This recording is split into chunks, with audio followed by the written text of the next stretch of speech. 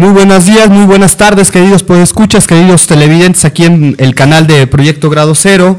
Estamos el día de hoy recibiendo a un querido amigo y un importante intelectual en temas de historia del arte, el doctor José María Durán Medraño. Estamos en esta ocasión para platicar con él. Víctor Hugo Pacheco. José María Durán. José María Durán. Muy bien, José María, pues un gusto tenerte aquí en México. Un gusto estar aquí en México. Finalmente pudimos realizar que realizaras esta visita acá a México. Ya hace una vez nos habíamos encontrado tú y yo ahí en la ciudad en donde tú vives, en una ciudad apacible, tranquila, burguesa, clase media. Burguesa, clase media, como es Berlín, ¿no? Por supuesto. Y bueno, el día de hoy estamos aquí para conversar contigo sobre los temas que vienes desarrollando. Para quienes no conozcan al doctor José María Durán, él es de origen gallego, naciste en Vigo y has hecho un doctorado en Historia del Arte en España y actualmente te encuentras realizando tu proceso de habilitación, como se le conoce en Alemania, ¿no? En la Universidad Alemana. Has publicado, me permito presentarle aquí al público algunas de tus publicaciones: Iconoclasia, Historia del Arte y Lucha de Clases, que es el resultado de un premio, sí, ¿no? que ganaste. Luego publicaste Hacia una crítica de la economía política del arte en Plaza de Valdés, España, que es quizá el libro más denso teóricamente hasta el momento. Sí. Y después, recientemente, también en idioma gallego, publicaste La naturaleza de los escritores. De la naturaleza de los escritores. La naturaleza de los escritores, artistas y gusanos. Ensayo sobre el placer del trabajo en un diálogo con Karl Marx, ¿no? También recibió recientemente, el año pasado, un premio. ¿No? Este año, es resultado, es de este año. Es el resultado de un ensayo, de un premio de ensayo, ¿no? que ganaste allá en Galicia. Y bueno, ahora te encuentras justamente dando un seminario para el posgrado en estudios latinoamericanos en la Universidad Nacional, y bueno, afortunadamente pudimos contar con tu presencia acá. Víctor, no sé si quieras comenzar con algún comentario, pregunta aquí a nuestro invitado. ¿Qué tal, José María? Bueno, yo quisiera comenzar con una cuestión, digamos, un poco general, ¿no? Y que tiene que ver con la forma en cómo tú estás conceptualizando el arte o la actividad artística, ¿no? En alguno de tus trabajos, ¿no? Tú mencionas que es incorrecto hablar de una especie de homo aestheticus, ¿no? Algo así, ¿no?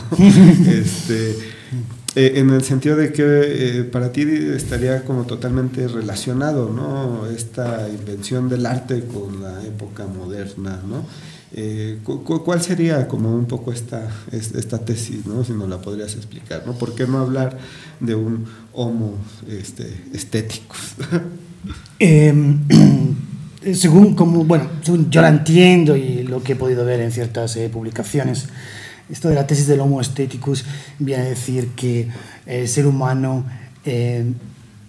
por su esencia, digamos, como tal, ser humano produce obras de arte. ¿Cómo es capaz de la expresión lingüística? ¿Cómo es capaz de trabajar el homo ser humano, entonces también como homo laborans? Esto podemos hablar sobre ello si queréis, del homo laborans y el homo aestheticus se cruzan, podrían tener más similitudes de lo que en un principio parece. Pero cuando se destaca la tesis del homo aestheticus, diferenciándolo del homo laborans, lo que se tiene tras mente es una categoría, una noción del arte que sí es producto de la Ilustración europea. Entonces se está imponiendo a otros pueblos, a periodos históricos anteriores, una noción muy específica del arte que es el resultado de unas condiciones sociohistóricas determinadas. Es decir, en ese sentido se le impone a las prácticas concretas de esos otros pueblos o de esas otras épocas históricas un objeto que le es extraño. Por eso, en ese sentido, digamos que en términos altuserianos diríamos que esta categoría del homo aestheticus funciona ideológicamente para meter una determinada noción del arte en prácticas concretas, y no es una categoría científica, sino ideológica. Muy bien, ¿no? Pues este es el primero ya de entrada fuiste durísimo con el tema. La pregunta era las preguntas de Víctor en este espacio suelen ser así.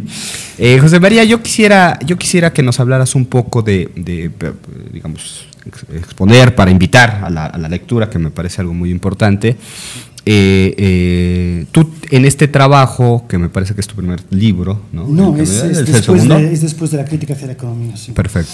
En Iconoclasia, Historia del Arte y Lucha de Clases, haces un ejercicio de lectura de dos procesos históricos, ¿no? La destrucción de una columna en el transcurso de la Comuna de París, estamos hablando de 1871, y vivencial, biográfico, me parece también de este libro, la segunda parte de este libro, donde habla sobre la destrucción del Palacio de la República en la antigua República Democrática Alemana, ¿no? La DDR, ¿no? Como sus siglas en alemán. ¿Podrías exponernos, digamos, yo sé que es complicado, la tesis que estás manejando con respecto a iconoclasia y historia del arte? Sí. Primero, para aquellos que no conozcan, me refiero brevemente a estos dos símbolos. El Palacio de la República en el centro de Berlín tiene una historia controvertida, pero bueno, fue construido un proyecto internacional donde participaron empresas no solo de la órbita, digamos, del socialismo real, de la que se llama socialismo real, sino también empresas canadienses, suecas, inglesas. Y era un poco como el buque insignia cultural de la República Democrática, una especie de ventana abierta al exterior enfocada hacia el occidente. Un palacio de cultura, conciertos, exposiciones con mucha vida en el centro de Berlín, y muchos berlineses lo recuerdan en ese sentido. Un restaurante, un café muy bonito y con muchas lámparas, ¿eh? Entonces le decían la tienda de lámparas de Honecker, ¿no? Le tenía muchas lámparas así, que ahora que tienen esa estética retro que se ve también mucho por Berlín ahora. Y pues la columna Vendôme, pues la columna que celebra pues el militarismo del imperio francés.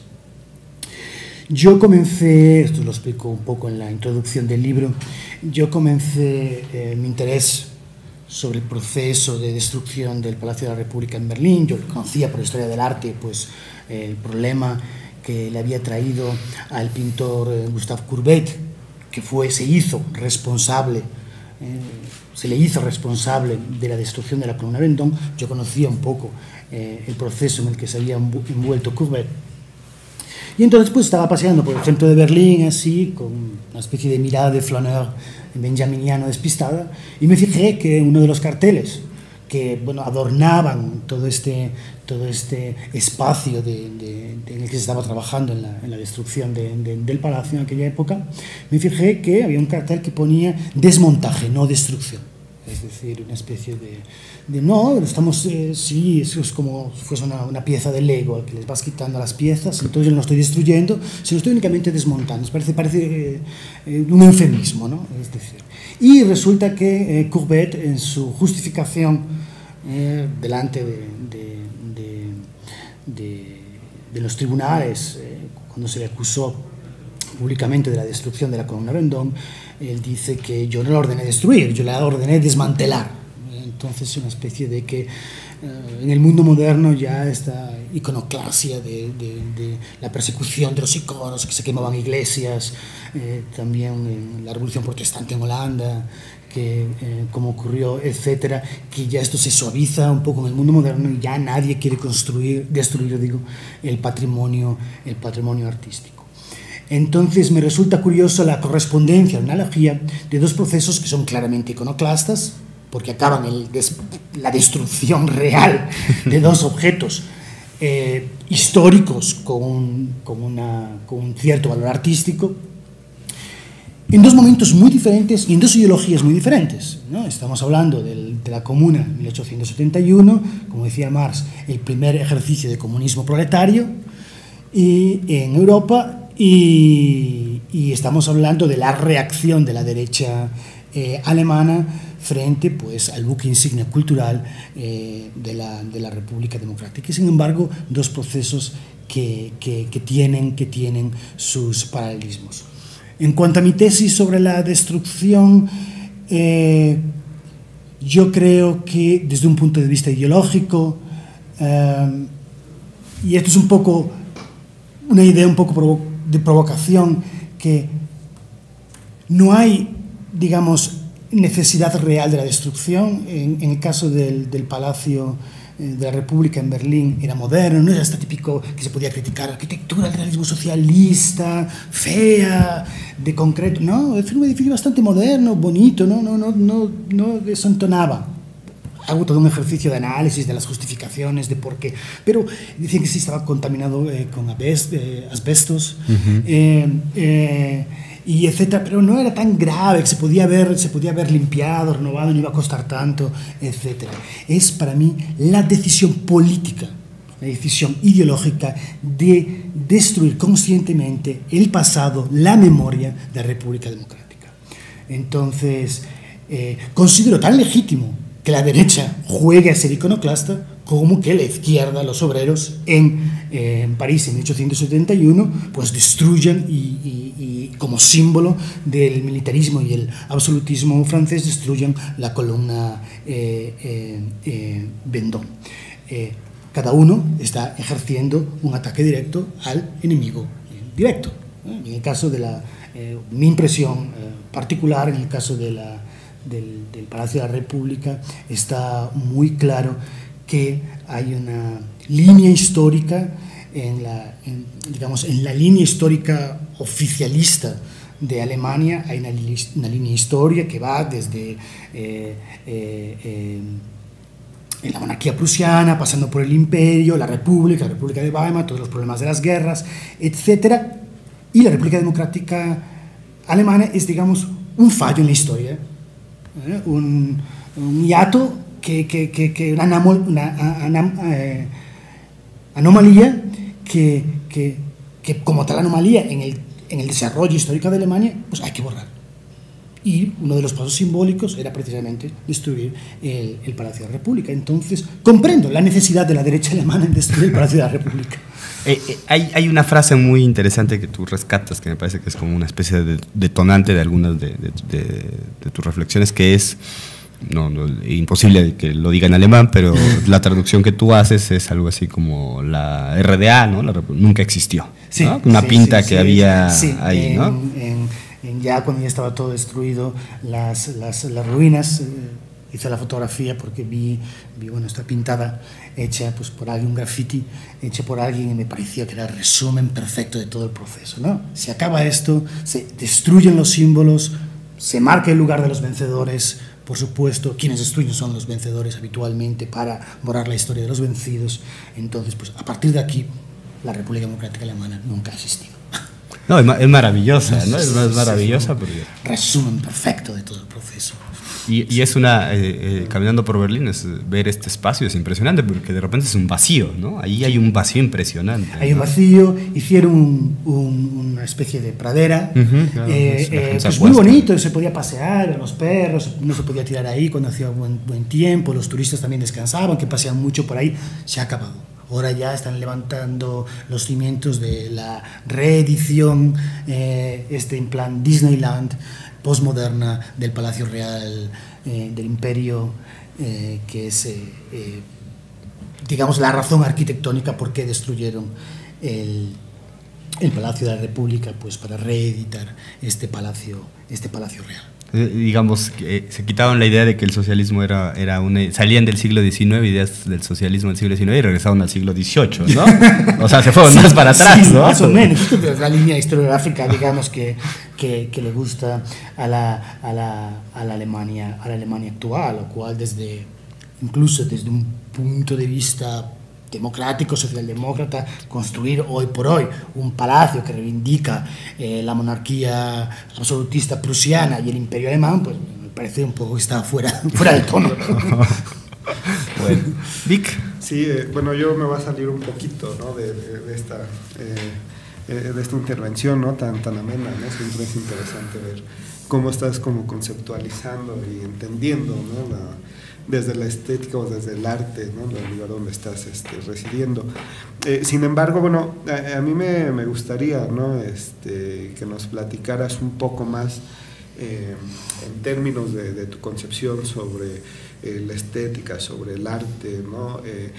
Algunas cuestiones, ¿no? Porque si bien ha habido ciertas tradiciones de estéticas, ¿no? Que ponían en duda, ¿no? la función o la existencia incluso del arte en cuanto tal, ¿no? Por ahí un autor quizá alemán, ¿no? Bier, un poco distante, ¿no? No sé tú si lo tengas como muy presente, ¿no? Peter Weiss, el dramaturgo, ¿no? En la época de los 60s. Él por ahí mencionaba, ¿no? Que el arte no existía, ¿no? Lo que existían eran artistas, ¿no? Sin embargo, me parece que las tesis que tú manejarías serían todavía un poco más radicales, ¿no? O sea, no solo no tendríamos esta concepción del arte, ¿no? De esa forma como transhistórica, ¿no? Sino incluso la noción de artista la podríamos poner en cuestión, ¿no? No sé si podrías como comentar un poquito de esta percepción, ¿no? Del artista como autor, precisamente. Difícil, ¿no? Es una cuestión muy complicada. Con respecto, yo me planteo siempre, y esto tiene que ver pues con el método que describe Marx en la introducción a los Grundrisse, un poco a qué nos estamos refiriendo, qué estamos hablando cuando utilizamos conceptos, ¿no? Entonces, la pregunta de ¿a qué nos estamos refiriendo? ¿De qué estamos hablando cuando hablamos de arte? Y el problema es que en la tradición occidental hay siempre una idea preconcebida, a priori, que se le impone a las prácticas concretas. Yo no trato de cuestionar el arte. De alguna manera, sí, en la historia humana ha habido, con diferentes nombres, ¿no? Siempre, el arte es un concepto que tiene una gran tradición en diferentes lenguas, en diferentes nombres. Comienza, como sabido, en el griego, tecne, que deriva de nuestra tecnología, etc., ¿no? Bueno, pero tiene una tradición, la palabra, bastante grande, pero también ha habido discusiones acerca pues, de la poética, que también tienen mucho que ver, discusiones teóricas acerca de lo que seguimos entendiendo como arte, hasta que, digamos, la concepción sobre la fantasía, la imaginación, un momento que es el momento de la ilustración, pues se va reduciendo, las artes imitativas, no las otras más productivas, utilitarias, se van diferenciando una serie de cosas y se llega a este concepto en el que seguimos trabajando hoy, aunque parece un poco absurdo, pero que es el concepto de las bellas artes, ¿no? De las 7 bellas artes cuando se introduce el cine y todo esto. Que haya en tantos siglos de la humanidad tantas discusiones sobre algo concreto que está ocurriendo, que se refiere a prácticas concretas, pues te da que pensar de que hay algo de verdad en esta teoría y conceptualización en el que se llega pues esta noción de arte. Pero el problema, como siempre, es que incluso hasta los conceptos tienen historia. Entonces estos conceptos pues, cambian a veces de nombre, se llenan de nuevos contenidos, se transforman, y ahí entonces lo que suele pasar en la historia de la tradición filosófica occidental es que, con el peso del idealismo en sus diferentes versiones, es que siempre las ideas a priori tienen más fuerza que las prácticas concretas. Entonces el problema, que es un problema para mí bastante grande, y yo tampoco no estoy cerca de resolverlo, es, yo creo que la pregunta fundamental es entonces ¿a qué nos estamos refiriendo cuando hablamos de arte? Porque lo que viene primero son las prácticas concretas, que tienen una tradición, tienen una historia detrás y también están influidas por ciertas teorías y conceptos. Y entonces en esa referencia, es decir, el arte es, digamos, cuando hablamos de arte, es, como diría Althusser, el objeto de conocimiento que nos ayuda a entender la práctica real, pero no es el objeto real, es decir, la idea no tiene una existencia, digamos, es decir, la idea está hecha en la práctica real. Claro, es decir, ahí evidentemente te pones en cuestión pues, muchas de las tradiciones más comunes acerca de lo que es el arte, sus conexiones con la belleza, el artista lleno de ideas en los que expresa su voluntad en las obras como manifestación necesaria del espíritu del artista, todo este tipo de tradiciones que pues, se cuestionan habitualmente, pero que siguen, digamos, en lo común, el discurso común acerca del arte, pues evidentemente te las tienes que cuestionar.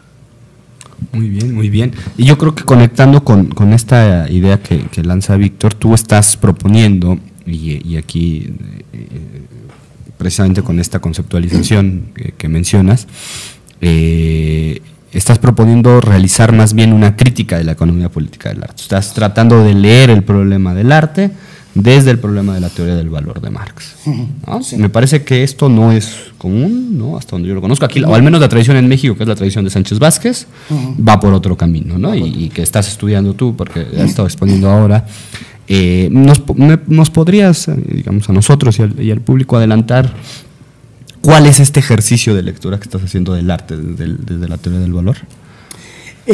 Bien, entonces, yo cuando era joven, era más joven, tenía allí en casa, bueno, yo tuve la suerte de pues, nacer en una casa donde había las obras escogidas de Marx y Engels, las obras escogidas de Lenin, El Capital, en esta edición más antigua de Wenceslao Roces del Fondo de Culto Económico, etcétera.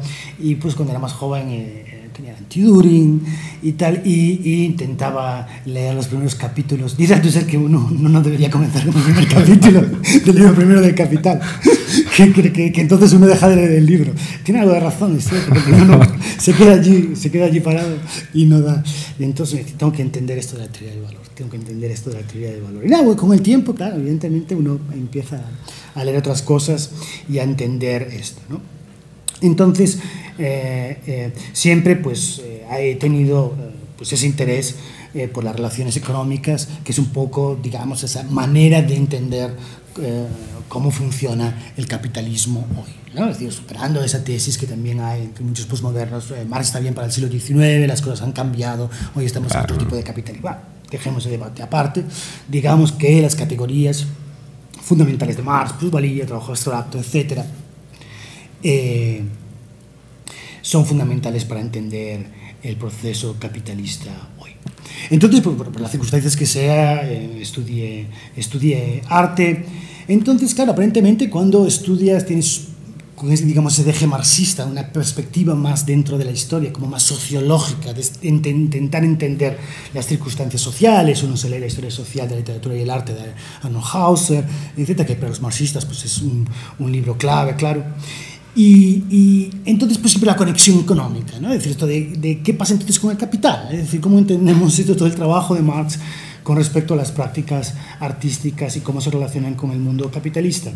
Y siempre, pues, uno me encontraba con la dificultad de decir que aparentemente el arte pues, no funciona en términos capitalistas. No se puede hablar de trabajo abstracto, no se puede hablar de tiempo de trabajo socialmente necesario, la producción artística no crea plusvalía. En definitiva, no hay fábricas de poemas. Uno cuando quiere ser escritor de poemas no va a la oficina de empleo y dice ¿dónde está la fábrica de poemas? ¿No? Entonces, hay, claro, alrededor de esta problemática hay todas unas tesis, y esto pues hablando también con mucha gente, en el que el arte se expresa como una forma de liberación, donde no está sujeto a relaciones de capitalistas, donde la explotación es la explotación, la fábrica tradicional fordista, digamos, ¿no? Y el arte como una forma de liberación. Y pues yo siempre he creído que, ¿por qué no me llega esa respuesta? Me parece simple, me parece fácil de más. Es decir, bueno, como no funciona aquí, no parece que funcione, digamos que en la superficie de las relaciones sociales parece que hay una contradicción inherente. Entonces, todo mi trabajo, y esto ha sido un esfuerzo, tengo que decir, bastante grande, porque no es fácil, es decir, entender la teoría del valor de Marx, es decir, plusvalía, capital, dentro de las prácticas artísticas concretas. Y ahí, entonces, sí que realizo algo que me parece fundamental y que en mis artículos a veces lo explico más directamente, pero bueno, aún había que profundizar un poco más en ello. Tradicionalmente se entiende la esfera de producción del arte como una esfera ajena a la producción de valor. Claro, el artista no produce para un capitalista, después vienen los mecanismos de mercado y imponen un valor que le es ajeno a la producción en sí, le imponen un valor que es el valor de mercado. Es ahí, por ejemplo, una de las tesis de Adolfo Sánchez Vázquez, que el arte se enajena, o el arte experimenta una cierta enajenación. El arte vendido entonces para el mercado. Pero bueno, si somos, digamos, fieles a Marx, el examen del sistema capitalista es el examen del proceso de producción. Es decir, la circulación es evidente, importantísima, pero para que la circulación se dé de una determinada manera, es decir, el cambio entre valores de cambio de mercancías, todo el proceso, dice Marx en Lua Text, todo el proceso de apropiación en el momento productivo ya está supuesto, se tiene que dar. Entonces, si hay un valor de cambio que de hecho se impone en la mercantilización del arte, también está supuesto en ese valor de cambio el proceso de producción artístico. Eso quiere decir, hay un proceso de producción artístico que es o que entra en relación muy cercana con el capitalismo, que no es tan ajeno en su esencia, digamos, contradicción del capitalismo, y en eso se basa un poco mi trabajo con la teoría del valor, es decir, intentar buscar en qué se diferencia, cuáles son las peculiaridades del trabajo artístico en relación al sistema de valoración capitalista.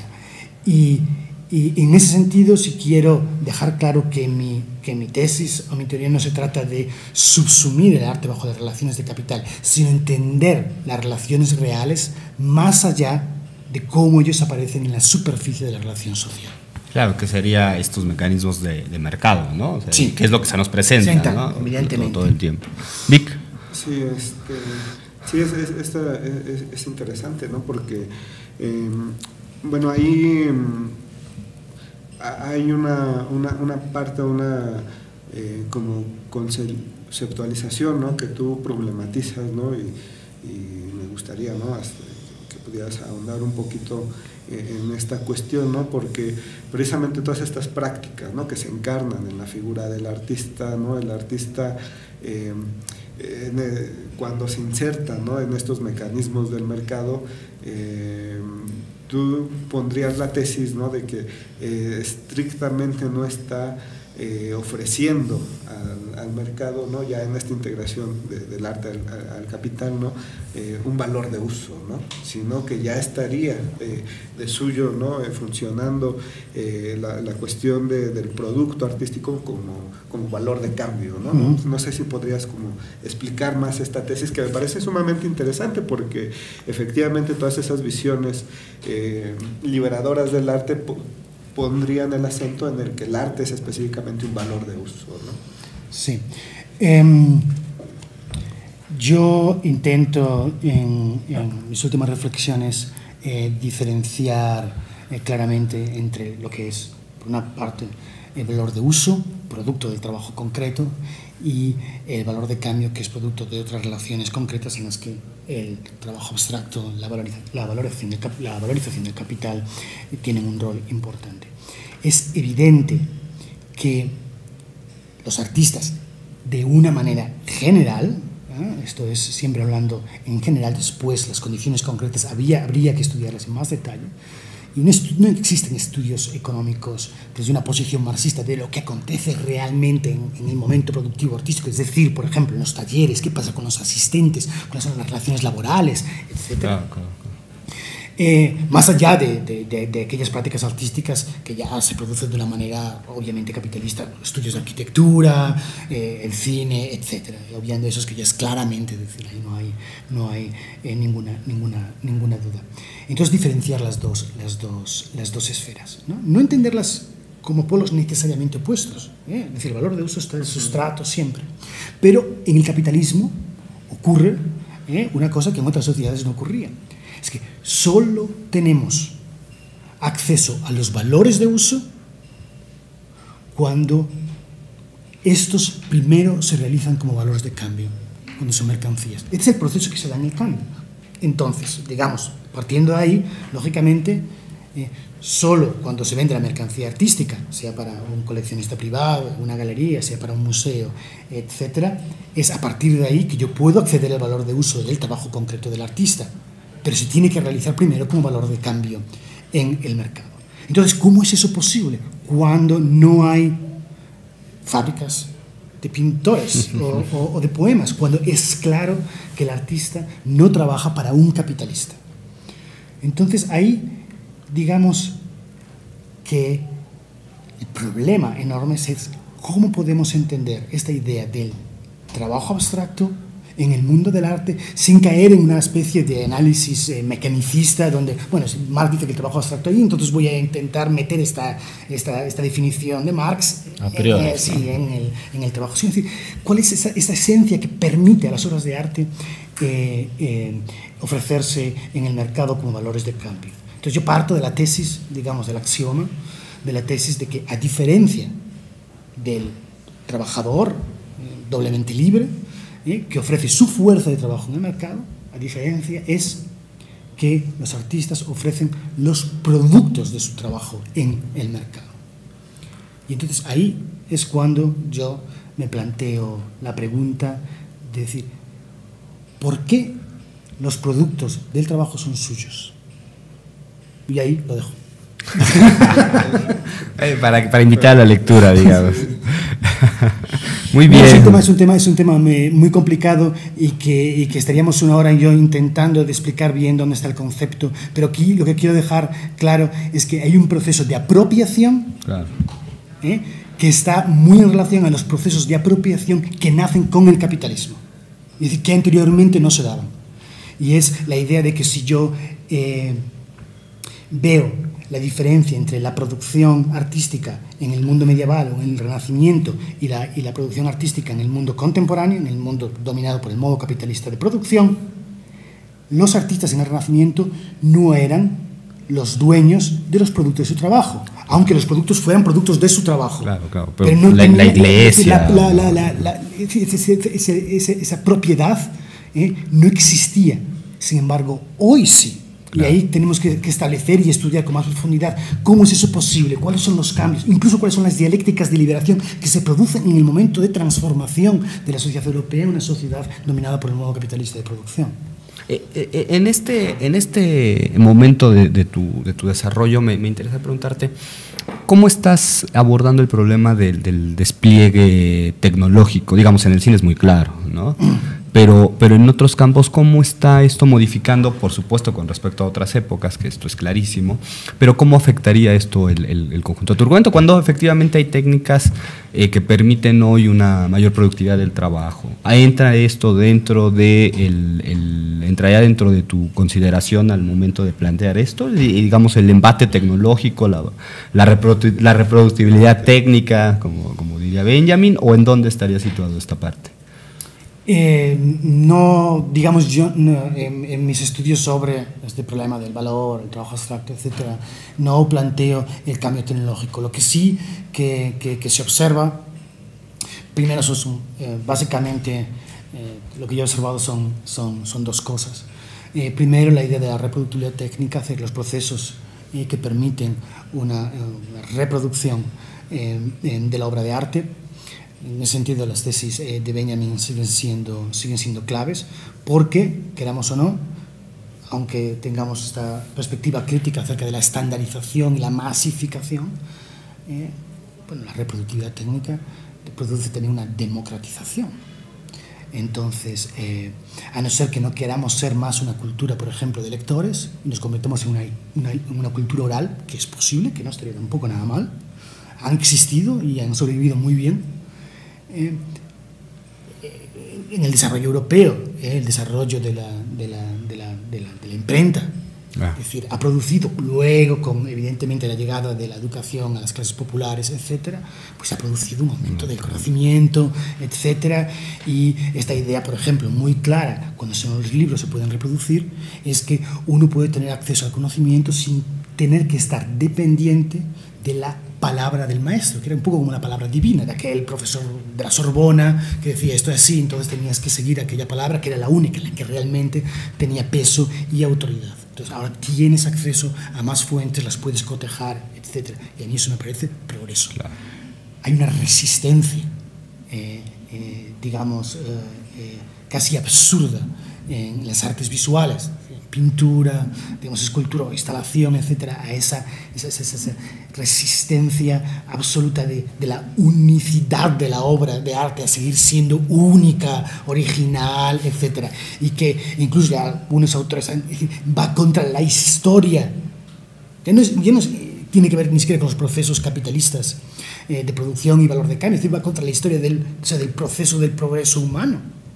Seguir manteniendo esa especie de aura original de la obra, que era, digamos, típica de los regímenes absolutistas, la obra dentro de la galería privada del príncipe, para su disfrute privado, etcétera, etcétera. Una época de democratización de los productos culturales, que ha llegado perfectamente al cine, la literatura, claramente, y que me ha conducido pues, a un progreso absoluto y a una democratización de la cultura. En el caso, por ejemplo, de la pintura, existen procesos de reproducción, como es en el caso de la obra gráfica, de las impresiones, grabados, etcétera, y sin embargo, en la teoría siempre de las artes, esa teoría jerárquica y elitista proveniente de las academias absolutistas, pues hay esta resistencia tenaz, siempre se considera pues, el arte gráfico como un poco más mecánico, no es como la pintura, que es más original en sí, que refleja más las aspiraciones del artista como genio, etcétera, ¿no? Hay todo un discurso como muy anticuado que realmente refleja otra época. Muy bien, muy bien. Vic. Pues si me permiten, yo quisiera pasar a ciertas Adelante. cosas un poco más, bueno, quizás sensibles para cierto público que nos escuche, ¿no? Y que tiene que ver con... Cuando empieza con la advertencia, prepárate. No. Que tiene que ver precisamente con esos breves cursos que estás dando ahorita en el posgrado de latinoamericanos, ¿no? En torno a la obra de Sánchez Vázquez, ¿no? La pregunta sería... Y creo que nos explicaras un poquito, ¿no? Esta idea de Sánchez Vázquez precisamente, ¿no? de derivar una estética de Marx a partir de los comentarios que hace o que hizo en su momento Marx, ¿no? sobre ciertas ideas estéticas o sobre ciertas obras o pasajes. ¿Cuál es la evaluación que tú haces con ese ejercicio que hizo Sánchez Vázquez en su momento y que, como bien decía Jaime, ¿no? Por lo menos dentro de el ámbito mexicano fue una de las corrientes, por decirlo de alguna manera, hegemónicas en términos de estética, ¿no? Bien, por partes. Primero, hay una... independientemente de que uno sea más o menos crítico con los autores que maneja, uno tiene que reconocer la importancia de esos autores, también el momento histórico que ellos están realizando su obra. Sabemos, no vamos a ponernos a hablar aquí tampoco de ello, de la importancia en un momento determinado de los manuscritos de Marx de 1844 y otros textos que fueron saliendo poco a poco para, de alguna manera, revivar una discusión que tiene que ver pues, con la idea del Marx humanista. Yo creo que ahí hay una discusión muy fructífera a diferentes niveles, donde también la discusión estética y el arte juega un rol muy importante, que es precisamente la confrontación de un Marx humanista frente al economicismo, el mecanicismo, el determinismo que proviene de la ortodoxia soviética. Tal vez el modo de producción, entonces ahí se liberarán las artes porque es el reflejo exacto del modo de producción. Entonces, no, hay, digamos, y esto se refleja muy bien en Adolfo Sánchez Vázquez en la teoría de la praxis, es decir, hay un espacio de liberación, son los sujetos en su praxis los que hacen la historia, etcétera, ¿no? Entonces hay ese momento de confrontación dentro del marxismo que no solo lleva a cabo Adolfo Sánchez Vázquez, también otros muchos autores, incluido muchos que se han considerado, han sido acusados también de ser de la otra parte, como Lukács, que no era el caso, etc. en los debates de estética pues, anteriores, Lifshitz, Lucas en el Instituto Marx Engels de Moscú, Adolfo Sánchez Vázquez, Ernst Fischer, también un Herbert Marcuse, la edición en inglés de Eric Fromm de los manuscritos de 1844, con la idea del hombre Marx, etc. Es un momento importantísimo y hay que evaluarlo en la dimensión y reconocer la importancia que tiene. En ese sentido, cuando se habla o se recurre a los textos más o menos canónicos, cuando empezaron a salir en los años 60 y 70 sobre arte y literatura, comentarios a los textos de arte y literatura de Marx y Engels, de antología, recopilaciones, introducciones acerca de estos textos, pues en lengua castellana, pues la obra de Sánchez Vázquez surge como el referente. Es decir, es el referente y de hecho, pues de las ideas estéticas de Marx fue un libro ya publicado a finales de los años 60 inmediatamente en inglés. Y yo, por ejemplo, lo tengo en inglés porque me lo dio un antiguo profesor de la universidad, de la City University de Nueva York, un marxista muy bien. Para ti es una edición en inglés que ellos tienen y es una edición de referencia. Adolfo Sánchez Vázquez sigue siendo de referencia y es pues incluso su antología, que es impresionante, de estética marxista, es anterior pues, a las más conocidas y en inglés. Y después se incluye una tradición de interpretación donde hay nombres tan ilustres pues, como Herbert Marcuse y pues, Stefan Morawski, también un esteta polaco muy interesante, Ernst Fischer, etcétera, etcétera, etcétera. Es decir, que hay una tradición muy interesante, Alfonso Vázquez está en ella. Es decir, él no trae y traduce textos de otros y los pone en el contexto mexicano. No, sí, él está en la vanguardia de ese desarrollo, de ese pensamiento y desarrollo filosófico. Aparte con aquello que también diferencia a Sánchez Vázquez, que es esa insistencia continua con la filosofía de la praxis, ¿no? Y que insiste muy bien en ello y con toda la razón. Esa es una parte. Por otra parte, yo cuando me enfrento a los textos de Marx y Engels, y habíamos hablado antes de que mi lectura de Marx es siempre fundamentalmente con respecto a la crítica de la economía política, pero cuando se rastrea aquellos comentarios, aquellos párrafos que todos estos autores en diferentes momentos señalan, sobre todo con respecto a Marx, Engels, hay menos, y unas cartas bastante interesantes, etcétera, pero hay menos. Aquí Marx nos da una posición acerca del arte y lo estético, ahí ya yo soy muy crítico porque se sacan los textos de contexto. No se atiende a la especificidad de la discusión teórica en el que ese momento Marx estaba involucrado. A veces porque se extraen de cartas, de manuscritos que no estaban preparados para publicación, que son ideas que salen en un momento dado. Todos los que escribimos libros y artículos sabemos que cuántas veces tachamos ideas que nos parecen absurdas, es decir, no se atiende a ese tipo de peculiaridades. Y lo cierto es que no hay ningún desarrollo sobre arte y estética más de un modo sistemático.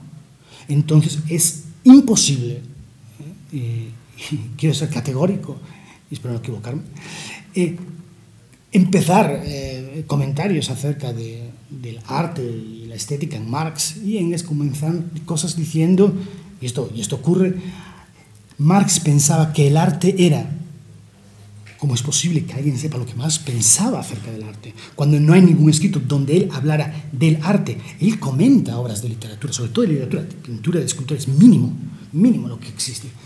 Pero él sí comenta, es decir, utiliza el arte cuando le interesa en contextos muy determinados. Claro, se sabe de memoria las obras de Goethe, las comenta cuando y Shakespeare, las comenta cuando le interesa. Pero él no hace un análisis ni social, ni histórico, ni económico de las obras. Incluso se podría decir que él asume un concepto de arte dado. Ni se lo cuestiona. Así como se cuestiona la economía política, así como se cuestiona Ricardo, así como podríamos decir que se cuestiona la dialéctica de Hegel, el concepto, digamos, el concepto de arte, además, es que podemos decir que no le interesa en absoluto. Y esta sería mi posición con respecto a todos aquellos que hablan sobre Marx y Engels en términos de teoría del arte o estética. Claro, claro. No, es un punto de arranque distinto, ciertamente, ¿no? Yo creo que da para polemizar, sí, digamos, para replantear, y creo que lo vas a hacer, ¿no? Sí, bueno, haciendo, lo estoy haciendo, ¿no? sí, lo estoy haciendo.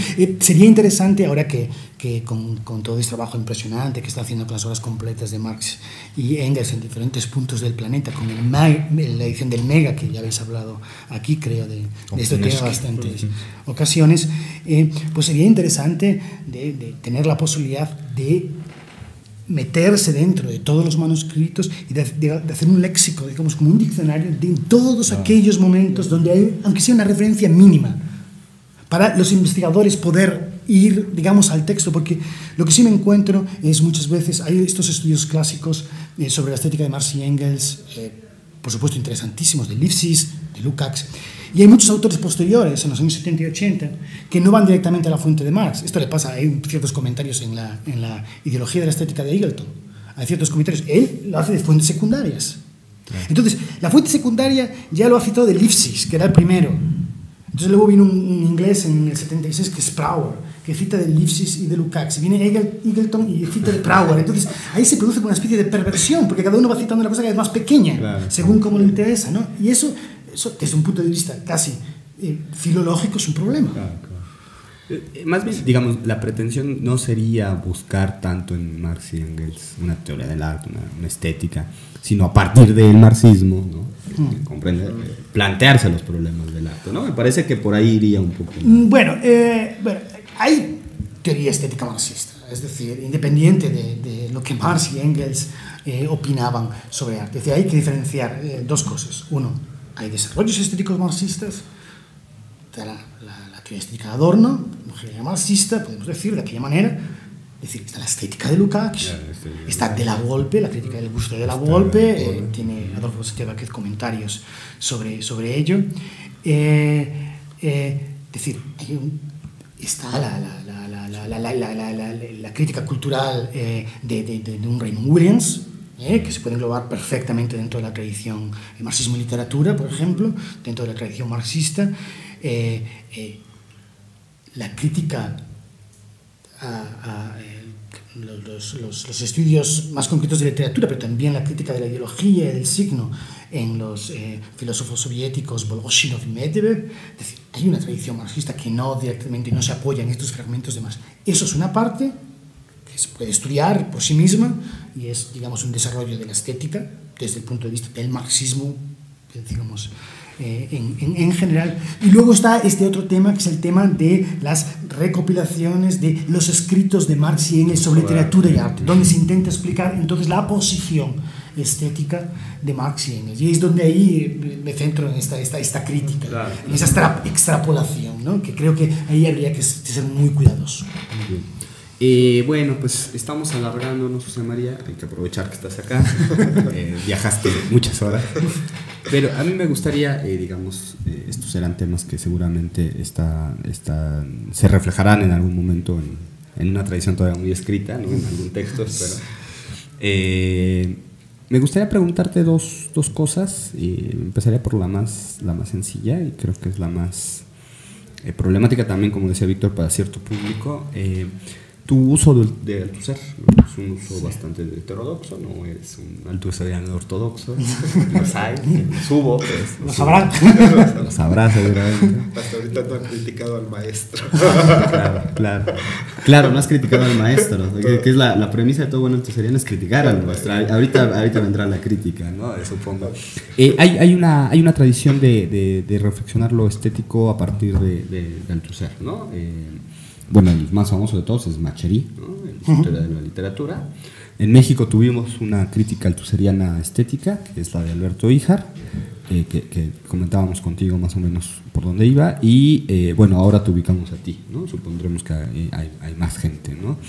La primera pregunta que yo, sobre esto es ¿por qué Althusser? ¿Qué te está sirviendo de Althusser? ¿Qué estás viendo como un momento productivo para encarar la crítica del arte, la crítica de la economía política del arte, la historia del arte, desde este autor, ¿no?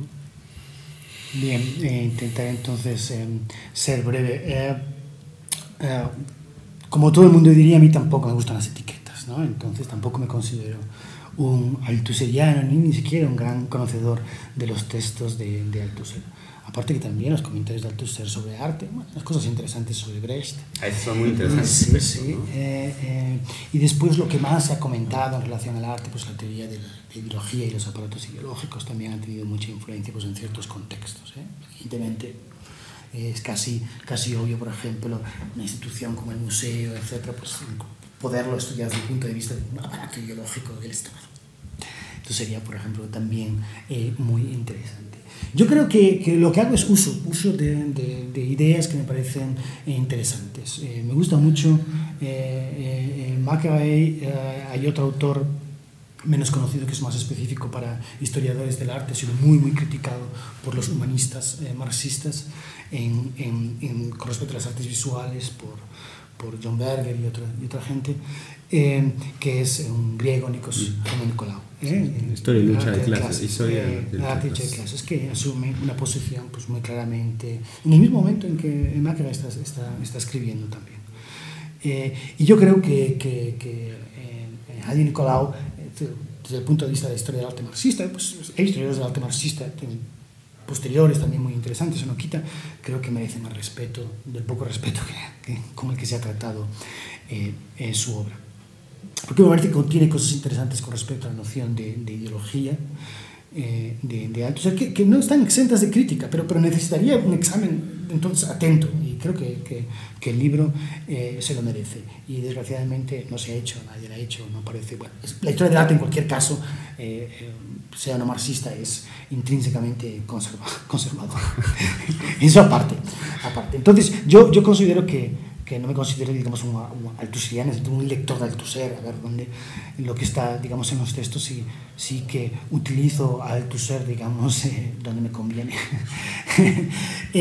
Me gusta Althusser, digamos que aquí, frente a una lectura de Marx, de origen o de inspiración lucasiana, a mí, pues sea por lo que sea, siempre me ha gustado, y esto desde ya hace tiempo, pues siempre me ha gustado la lectura althusseriana de Marx. Entonces es un poco en lo que me apoyo, la polémica con Ip Thompson, etc. Es decir, a mí Pared de Capital me parece un libro fantástico. Claro. No, es un libro que estamos cumpliendo el aniversario, ¿no? El próximo año, los 50 años de ese texto. Yo, bueno, ahorita te hago otra pregunta con respecto a tu trabajo y algunas de tus conexiones. Pero bueno, Víctor, no sé si tú quieras... Pues más bien ahí yo haría una última pregunta, ¿no? Un tanto general y que me, bueno, ni tan general, ¿no? Sino que me llama mucho la atención, ¿no? Y me parece también como una parte fundamental de todo tu trabajo, ¿no? En términos de entender, bueno, más bien la pregunta sería, ¿cómo entender entonces o a qué te refieres, ¿no? En el sentido de que no existe el arte sino prácticas sociales que nos dan la noción, ¿no? de toda esta problemática, ¿no? ¿Cómo entender esa idea de esta conexión en donde, bueno, no estaría como este autor, ¿no? Propio, ¿no? Que sería la obra de sí, etcétera, ¿no? Sino ya específicamente con una práctica social, ¿no? No sé si podrías como ahondar un poquito en ese sentido, que me parece realmente una de las de los aportes que tienes. No sé, es una pregunta difícil. De lo que se trata es digamos, mutilar desde dentro esa idea a priori del concepto del arte. Entonces el concepto del arte lo que nos tiene que dar es un conocimiento sobre las prácticas concretas. Entonces lo que tenemos que entender dentro de diversas tradiciones lo que está aconteciendo con estas prácticas. Entonces con la idea de práctica evidentemente le quitas también peso a la noción de autor. Es decir, ¿es realmente el autor responsable? Digamos, esa es la idea digamos, a priori del autor que expone idea, por muy interesante que sea en sus textos, etcétera, ¿es realmente responsable o es precisamente el autor, digamos, un nudo en un contexto concreto de diferentes relaciones sociales? Esto es un poco una traducción, digamos, así rápida de lo que dice Marx en los Grundrisse, ¿no? Es decir, cuando del abstracto vayas a lo concreto, de repente no miras sujetos o individuos, sino miras clases, etcétera, ¿no? O fuerzas productivas, etcétera. Pues yo creo que sería un poco la lección a aplicar en el mundo del arte, y es por eso que hablo de prácticas concretas. Esas prácticas concretas también tienen sus procesos de lucha de clases, tienen sus dialécticas de liberación, y eso es lo que habría que estudiar desde esta perspectiva. Muy bien, muy bien. Bueno, pues estamos cerrando. José María, yo quería hacerte dos últimos comentarios más, preguntas muchísimo más sencillas que las que puede hacer el compañero Víctor. Sencillo. La primera es, tú no lo mencioné al principio porque no es propiamente de tu autoría, es un trabajo que compilaste en gallego, ¿no? Ainda do Capital. Ainda do Capital, sí. Ainda do Capital. Está publicado en gallego, es una compilación en la que tú haces la traducción del alemán al gallego de algunos artículos de un libro que se llama Das Kapitals Neues Lesen, ¿no? Neues Lesen, sí. Es publicado en Alemania, coordinado por un profesor, Friedrich Otto Wolf, que es el traductor de Althusser al alemán. Platicábamos, ¿no? esta situación. Yo lo que te quería preguntar en un primer momento sería ¿cómo estás viendo tú las lecturas del Capital que hace este grupo? Ahí hay un trabajos muy interesantes sobre trabajo doméstico en el caso de las mujeres, la lectura de Wolf, ¿no? ¿Cómo estás viendo tú esa lectura en Alemania del Capital? Digamos, en unas condiciones difíciles, ¿no? Después del 89-91, ¿no? Es difícil ser marxista en Alemania, ¿no? Es difícil ser comunista en Alemania, ¿no? A pesar de la mega, a pesar de todo esto, es complicado, ¿no? Pero entonces, la primera pregunta sería esta, ¿no? La primera parte de lo que me gustaría finalizar sería esta, ¿no? ¿Cómo estás viendo tú, ¿no? Estás con este trabajo de Wolf, pero hay otras lecturas, ¿no? Michael Heinrich, está la lectura muy conocida acá de Fritz Haug, ¿no? ¿Cómo estás ubicando tú este mapa en el contexto alemán actual? Bueno, sí, bueno, como no tengo constelación, la idea de constelación de Benjamin. Yo tengo esa visión englobadora, totalizadora, perdón, me sale el lucachiano. Sí. Que no me dedico a visualizar las diferentes corrientes y las polémicas dentro del marxismo en Alemania. Evidentemente, Frieda Wolf tiene, digamos, una tendencia althusseriana en su visión e interpretación de Marx, sobre todo con respecto a esta polémica de que se refiere Marx con esto de darle la vuelta a la dialéctica hegeliana, etcétera, que algunos lo ponen entredicho y tal, que realmente sí hay una influencia hegeliana, y pues, Wolf a lo mejor pues podría decir algo como bueno, tenemos que darle razón a Marx, y si él dice que estamos haciendo otra cosa, pues ¿por qué no? Es decir, pues quizás fuese eso, ¿no? Y pues intenta un poco quitar todos aquellos, lo que él consideraría como malentendidos a la interpretación althusseriana, la interpretación de Althusser de Marx. Es decir, que Althusser, yo creo que una de las cosas, si me permites el comentario, que yo entiendo un poco de la intervención de Althusser, es intentar introducir a Marx de nuevo en la tradición filosófica. Es decir, ya no es el Marx del Capital, es más economista, muy interesante como economista, pero los filósofos no nos interesan. Y después llegaron los manuscritos de 1844, mira, el Marx filósofo, y tal, sí que escribía de filosofía y tal. No, él, como dice, entonces está practicando la filosofía, una nueva filosofía, es una nueva praxis de la filosofía. No es una filosofía de la praxis, sino una praxis de la filosofía con el Capital. Yo creo que un poco en relación a Althusser, el trabajo de Wolf se dedica un poco a dar a entender, es decir, que esto en sí tiene un sentido, ¿no? lo que está con Capital, para leer el Capital y cómo se traduce en español para Marx de Althusser. La revolución teórica. La revolución teórica. Que era un poco esto el proyecto de Althusser. Y el mismo Althusser se criticó a sí mismo, tuvo sus propios problemas teóricos también, etc., ¿no? En cualquier caso, en cuanto a este libro que te referías en alemán, que una parte muy pequeña la traduje entonces al gallego, a mí lo que me gusta de este grupo de gente, y pues también de Heinrich y de otros, es esa que los alemanes, claro, pueden, porque es una cuestión del idioma, esa fidelidad filológica los textos. ¿Dónde están? ¿En qué momento?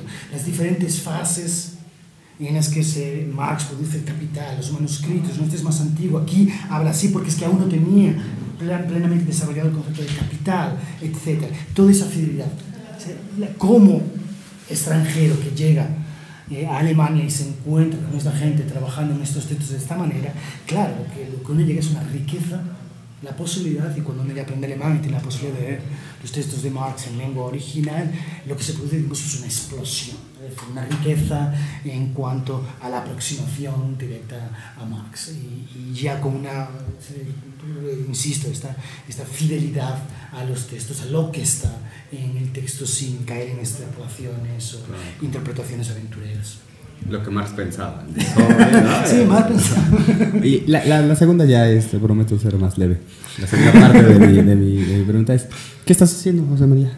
Nos entregas ya este compilado, hay un par de textos tuyos circulándose en la red, en tiempos equívocos en la página los hemos colocado en alguna ocasión, en una revista colombiana, sí. 3 libros, uno en gallego, 2 en español.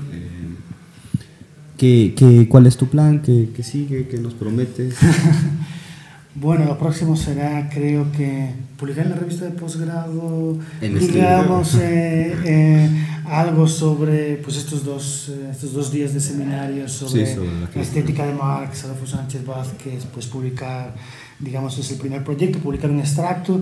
Y lo segundo, sí, importante, bueno, yo tengo, como habías mencionado al comienzo, tengo esta tesis que está acabando ya, estoy acabando este libro, que digamos todas estas ideas están ahí, lo que hemos expuesto ahora, ya reflejadas de una manera, un análisis exhaustivo en un libro que se llama Tesis de habilitación de profesorado en Alemania, y que bueno, pues tardará su publicación pues un montón de tiempo, y posibles traducciones, pues bueno, eso es frustrante, pero es así, eso sería.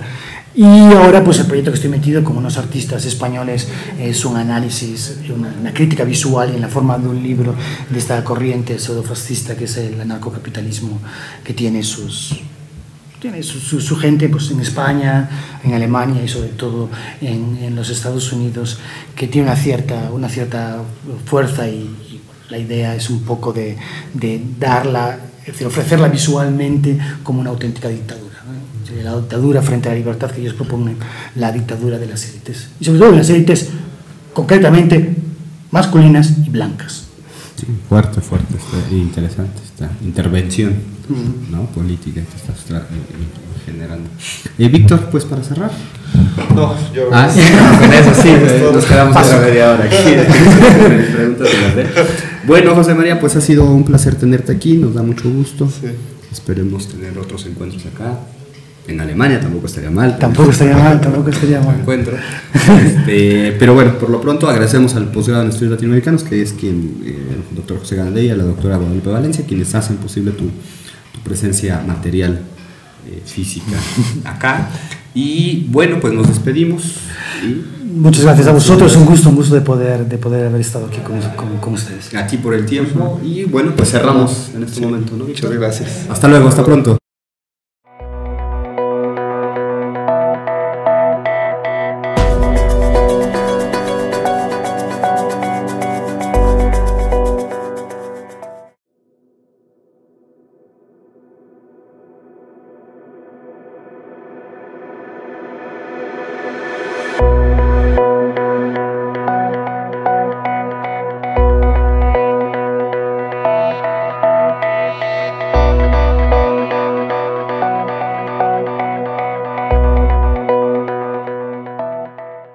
Muy buenos días, muy buenas tardes, queridos podescuchas, queridos televidentes aquí en el canal de Proyecto Grado Cero. Estamos el día de hoy recibiendo a un querido amigo y un importante intelectual en temas de historia del arte, el doctor José María Durán Medraño. Estamos en esta ocasión para platicar con él. Víctor Hugo Pacheco. José María Durán. José María Durán. Muy bien, José María, pues un gusto tenerte aquí en México. Ya, un gusto estar aquí en México.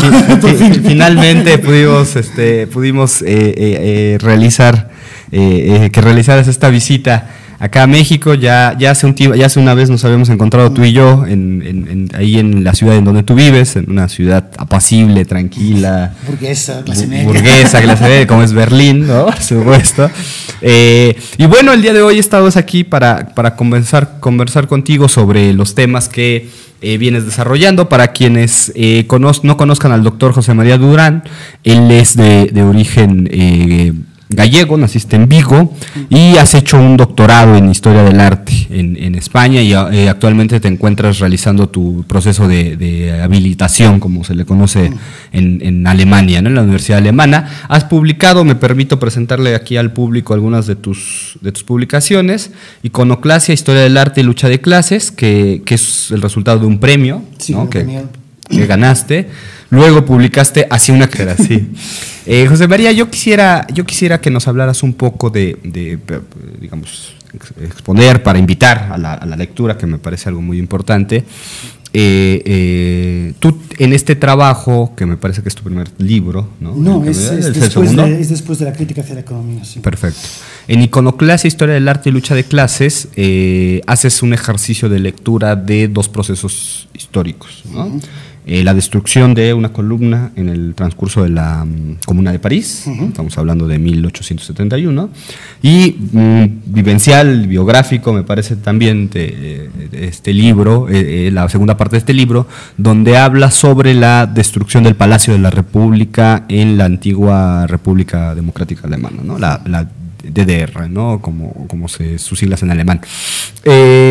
¿Podrías exponernos, digamos, yo sé que es complicado, la tesis que estás manejando con respecto a Iconoclasia y Historia del Arte? Sí.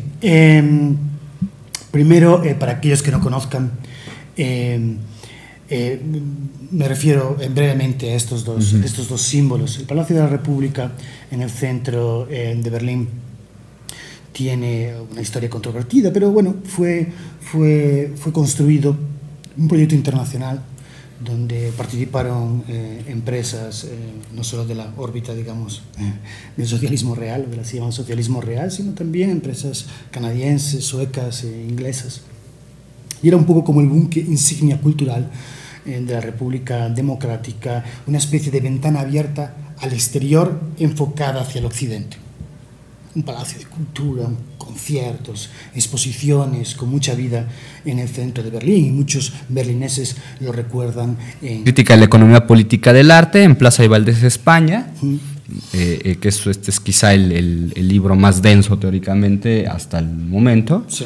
Y después, recientemente, también en idioma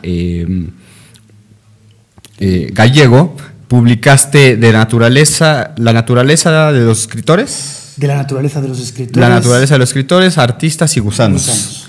Ensayo sobre el placer del trabajo en un diálogo con Karl Marx, ¿no? También recibió recientemente, el año pasado, un premio. ¿No? Este año, es resultado. Es de este año. Es el resultado de un ensayo, de un premio de ensayo, ¿no? que ganaste allá en Galicia. Y bueno, ahora te encuentras justamente dando un seminario para el posgrado en estudios latinoamericanos en la Universidad Nacional, y bueno, afortunadamente pudimos contar con tu presencia acá. Víctor, no sé si quieras comenzar con algún comentario, pregunta aquí a nuestro invitado. ¿Qué tal, José María? Bueno, yo quisiera comenzar con una cuestión, digamos, un poco general, ¿no? Y que tiene que ver con la forma en cómo tú estás conceptualizando el arte o la actividad artística, ¿no? En alguno de tus trabajos, ¿no? Tú mencionas que es incorrecto hablar de una especie de homo aestheticus, ¿no? Algo así, ¿no? En el sentido de que para ti estaría como totalmente relacionado, ¿no? Esta invención del arte con la época moderna, ¿no? ¿Cuál sería como un poco esta tesis, ¿no? Si nos la podrías explicar, ¿no? ¿Por qué no hablar de un homo aestheticus? Según yo la entiendo y lo que he podido ver en ciertas publicaciones, esto de la tesis del homo aestheticus viene a decir que el ser humano, por su esencia digamos, como tal, ser humano produce obras de arte. ¿Cómo es capaz de la expresión lingüística? ¿Cómo es capaz de trabajar el homo ser humano, entonces también como homo laborans? Esto podemos hablar sobre ello si queréis, del homo laborans y el homo aestheticus se cruzan, podrían tener más similitudes de lo que en un principio parece, pero cuando se destaca la tesis del homo aestheticus, diferenciándolo del homo laborans, lo que se tiene tras mente es una categoría, una noción del arte que sí es producto de la Ilustración europea. Entonces se está imponiendo a otros pueblos, a periodos históricos anteriores, una noción muy específica del arte que es el resultado de unas condiciones sociohistóricas determinadas. Es decir, en ese sentido se le impone a las prácticas concretas de esos otros pueblos o de esas otras épocas históricas un objeto que le es extraño. Por eso, en ese sentido, digamos que en términos altuserianos diríamos que esta categoría del homo aestheticus funciona ideológicamente para meter una determinada noción del arte en prácticas concretas, y no es una categoría científica, sino ideológica. Muy bien, ¿no? Pues este es el primero ya de entrada fuiste durísimo con el tema. La pregunta era... Las preguntas de Víctor en este espacio suelen ser. En ese sentido, un restaurante, un café muy bonito y con muchas lámparas. Entonces le decían la tienda de lámparas de Honecker, ¿no? Le tenía muchas lámparas así, que ahora que tienen esa estética retro que se ve también mucho por Berlín ahora. Y pues la columna